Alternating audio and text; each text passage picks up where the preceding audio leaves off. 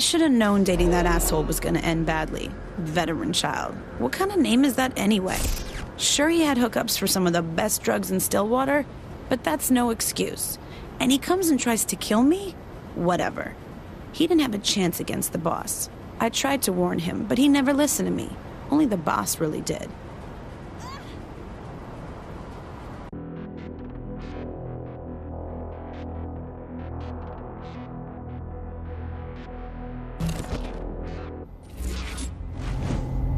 Damn, we had some good parties after all that. Then again, I knew how to have a good time. A little lower dust, some beer bongs, some hacky sack, and bam! Instant party. We all needed the distraction after taking over Ultor. And distractions are what I do best. I mean, what did any of us know about running a multi-billion-dollar company after all? Though a few hits off the light bulb later, we didn't really care.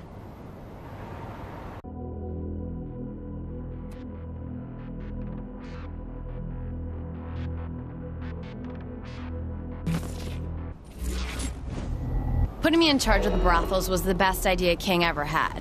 There's no way anyone else in Stillwater would have been able to control the girls the way I did. It brought in the money, it brought in the clients, and it would have been the backbone of the Vice Kings if Gat and all the Saints hadn't ruined it all.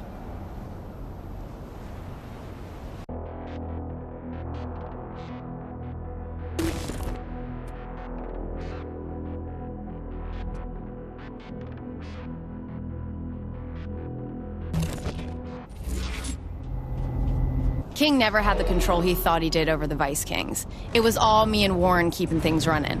Well, mostly. Yeah! Warren's ego got just as big as Benjamin's in the end. He thought the two of us would rule the city. Guess he didn't know me like he thought he did.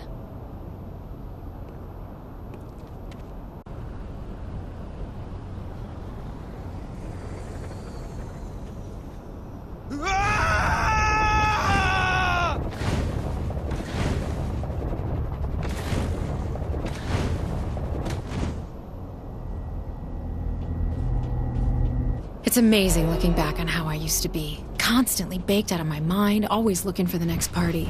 You'd think after I got my own dating show, I would have been even more of a train wreck, but doing TV is hard work. Who has time to go smoke up when they have to be on set at 6 a.m.?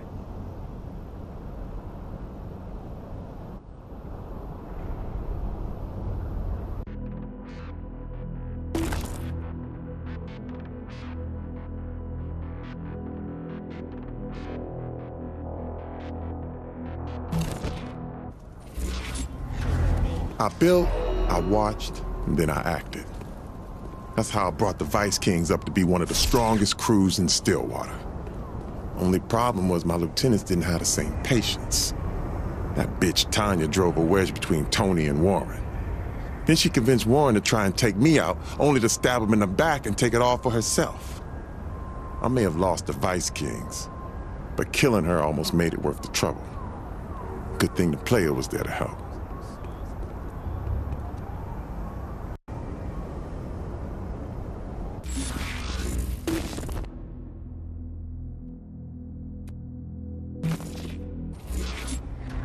After the fall of the Vice Kings, I figured it was time to get out of the game. Living the life I had, I didn't want all that experience to go to waste.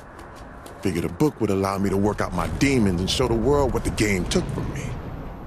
Didn't know it'd take off so well. Shit, if I had known back then what I do now, probably would have gone legit sooner.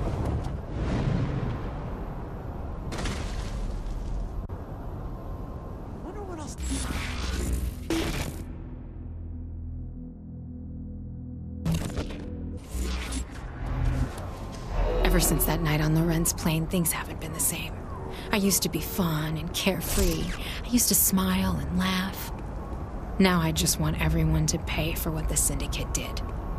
Johnny didn't deserve to die like that. He was the toughest person I knew. And it's my fault. I should have gone back for him.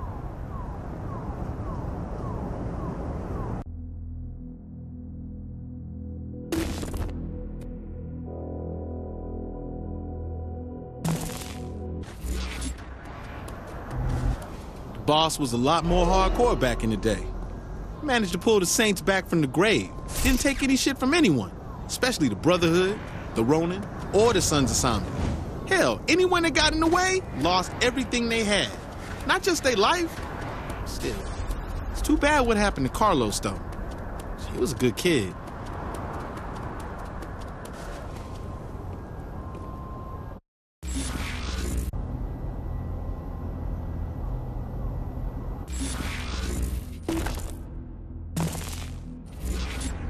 I always knew the Saints were ambitious, but I never thought I'd see them end up in the White House. And when the player called me saying how they couldn't do it without me, how could I say no? Thought maybe I was in line for vice president, but I guess Keith beat me to it. Still, being the president's chief of staff certainly had its perks. Not bad for a kid from Sunnyvale Gardens.